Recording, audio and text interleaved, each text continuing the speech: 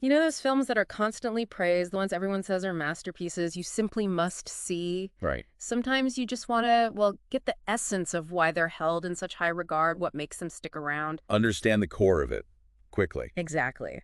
And today, that's what we're doing. We're taking a deep dive into a real cinematic giant, The Godfather. Ah, yes. Oh, A film that doesn't just show up on best of lists. It often, well, it tops them. yeah. Its cultural impact is just huge. Absolutely immense. And to really get under the skin of why it lasts, we've pulled together loads of different viewpoints. Hmm. Key critical reviews, IMDB info, user comments, the unfiltered stuff. A real mix. Our mission today is basically to unpack why The Godfather still grabs audiences, grips critics, focusing on those legendary performances and the deep themes running through it. Sounds good. Where should we start? The sheer acclaim. Yeah, let's start there. The weight of praise is kind of breathtaking, isn't it? It really is. Just look at the IMDb rating. It's a 9.2 out of 10, Wow. and that's from over 2 million votes. That puts it in a very, very elite group. And it's currently holding the #2 spot on their top-rated movies list. Still, after all this time. That sustained appreciation from such a massive, diverse audience, Yeah. it tells you something significant. And then you've got the awards, 3 Oscars, right? Including Best Picture. But out of, what, 31 wins and 31 nominations total? Yeah, a staggering number. This isn't just a film critics liked, it's clearly a landmark, a cinematic achievement. The consensus really is that it's a masterclass in filmmaking. Yeah. Like the definitive gangster film that everything afterwards is measured against. Yeah. And what's interesting when you dig into why is how that acclaim always seems to point back to this powerful mix of truly exceptional performances and themes that just resonate deeply. Right. When you look at what people keep highlighting, critics and viewers alike, 2 names always jump out. Marlon Brando and Al Pacino. They're almost inseparable from the film's success. Totally. Marlon Brando as Don Vito Corleone. I mean, iconic almost feels too small a word. Reviewers often call his performance breathtaking. And it's wild to think this role is credited with, like, bringing him back into the limelight. It really did. And he didn't just play a mafia boss. He basically defined the archetype, didn't he? Yeah, he set the mold. His portrayal is so layered, though. He's this larger-than-life figure. But Brando gives him this remarkable subtlety, a genuine sort of humanity that feels surprisingly real. Even the voice, the mannerisms. Exactly. Yeah. All unforgettable. And, of course, that Oscar for Best Actor just cemented it. Well-deserved. It's interesting, though. We did find a couple of, let's say, different takes. Right. Yeah, one reviewer felt maybe it was a bit overrated, even possibly cartoonish compared to Pacino's intensity. Yeah. And another suggested it might have fit better as a supporting actor nomination. Maybe because, his screen time, while super impactful, wasn't maybe as constant as Michael's journey. That's a fascinating point, actually. It touches on how we see legendary performances maybe differently over time or next to other really powerful ones in the same film. Right, like the context changes the view. Maybe the sheer weight of that icon status sets an incredibly high bar for some people watching it now. Could be.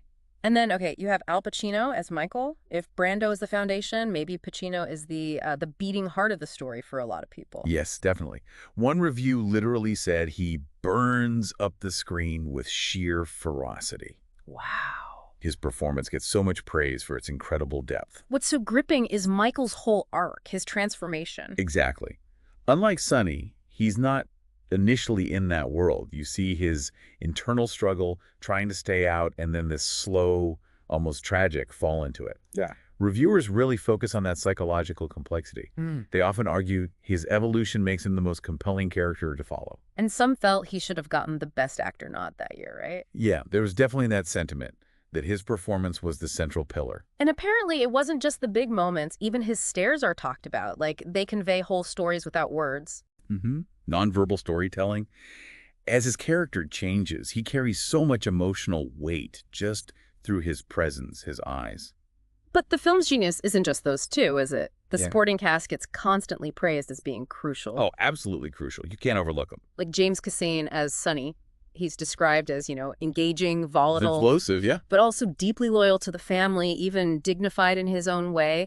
He's like the raw emotion of the Corleones. And Robert Duvall as Tom Hagen, the consigliere, he's often called the glue. Right.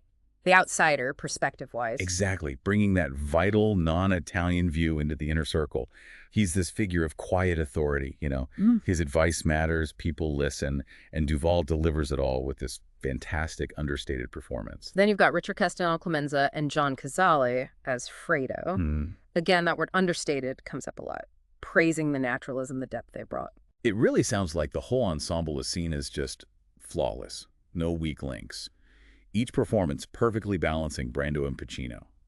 Some reviews even called them the icing on the cake. Yeah. And if you link that back to the bigger picture, it's this commitment to believable, nuanced performances across the board that lifts The Godfather way beyond just a typical genre film. Right, it lets those deeper themes hit home with real power. Exactly. Makes them feel authentic. Which, naturally, brings us to what pretty much everyone agrees on. This film is so much more than just gangsters. Way more. It's consistently called an outstanding family portrait, a really complex character study. The plot might be about, the transfer of power in a crime family, but underneath that. Underneath that, it's using this specific, maybe extreme context to explore these incredibly universal themes, things that resonate across cultures, generations. Like what specifically? Well, power, obviously. Family, loyalty, these are huge concepts anyone can connect with. The Godfather uses this crime world as a sort of lens to examine basic parts of the human condition. And the darker parts Yes. too, right? Yeah. Jealousy, betrayal, anger, revenge, they're all in there. Yeah. It digs into those darker impulses. And it's a pretty stark look at how that criminal underworld corrupts people, isn't it? Michael's story is the prime example. Absolutely. He starts out as this seemingly moral person, the war hero, wanting no part of it. Right. And then he gets pulled in, step by step, until he's ultimately defined by the very darkness he tried to resist. It's quite tragic, really. The writing must be key to making that work. Totally critical. Reviews constantly praise the writing for its symbolism, how there are layers of meaning packed into almost every scene, every line.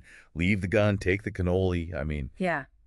Iconic lines. and even with these heavy themes, there's apparently this blend of tragedy and, well, maybe a little dark comedy that makes it understandable, maybe more palatable for audiences worldwide. And someone noted how the characters, despite being criminals, represent different personalities you find in any family, any society. Yeah, the loyal one, the hothead, the overlooked one, the calculating one, they feel like recognizable types just in this intense setting. So, okay, thinking about all this, the acclaim, the acting, the themes, what does it tell us about the film's lasting impact? It sounds like it didn't just raise the bar for gangster movies. No, it fundamentally shifted the landscape of cinema itself.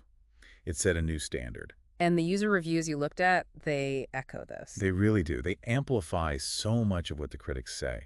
People consistently mention the complex story, how it unfolds deliberately, giving space for real character exploration. And the performances, obviously. Oh, yeah. Unforgettable performances, plus the cinematography, the look of the film, and Nino Rota's score, that iconic music comes up again and again as being just integral to the mood, the impact. It's part of its cultural DNA now. Completely. But it wasn't universally loved from day one, or even now. We did see a few dissenters. True. Not everyone bows down. Some viewers find it overrated. Maybe the hype over the decades creates impossible expectations. Could be. Others find the pacing too slow for modern tastes, perhaps. Or they struggle with the moral ambiguity, rooting for, or at least being fascinated by, these characters doing terrible things. That's a fair point. And we saw that comment from someone watching it much later, feeling they missed something. Right, yeah. Someone watching it for the first time decades after its release felt they didn't quite connect as expected. And they also brought up that idea again. Maybe Brando for supporting actor, Pacino for best actor. Interesting perspective shift. Yet, for so many, the film just has this incredible staying power. Someone even said it haunts them. That's a strong word. Yeah, noting how they notice new details every time they rewatch it. That speaks volumes about the density, the richness of the filmmaking. There's definitely this deep appreciation for the realism, the symbolism we talked about, and yeah, those endlessly quotable lines.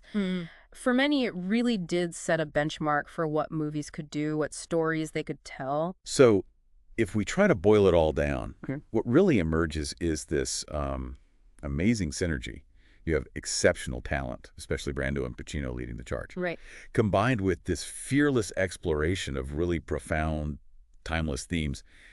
The Godfather goes way beyond being just a crime story. It uses that world as a stage. Exactly. A powerful stage to examine family bonds, the pull and corruption of power, loyalty, betrayal, the darker side of human nature, things that just keep resonating. It really shows how a compelling story, even with characters who are, let's face it, morally complex, Deeply flawed, yeah. can captivate people across generations, across cultures, just by tapping into those fundamental human things. Which kind of leads to a final thought, maybe something for you, the listener, to chew on. Okay? Given the film's intense focus on power, how it works within the family, how it corrupts, how do you see those same dynamics playing out elsewhere? You know, maybe in business, politics, or even just in our own social circles or families. Mm. And maybe also, what is it about watching these intricate journeys of such deeply flawed characters? Why does that continue to hold such a powerful, enduring fascination for us all?